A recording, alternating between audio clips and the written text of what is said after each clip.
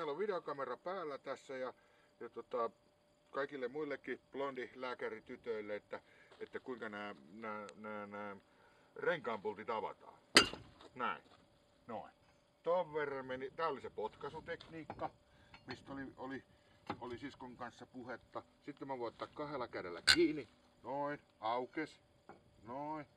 Ja sitten se oli se teidän harrastama tyyli, että mennään tähän ja seisotaan.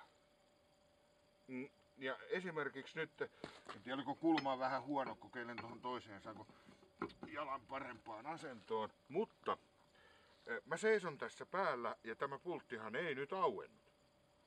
Mutta kun mä teen näin, niin se aukesi. Ja, eli se idea oli siinä, että se pelkkä painaminenkaan ei ollut niin hyvä kuin tämä mun konsti. Että tämmöisiä terveisiä isältä ja Hilarius on ollut tässä kuvaajana. Moido!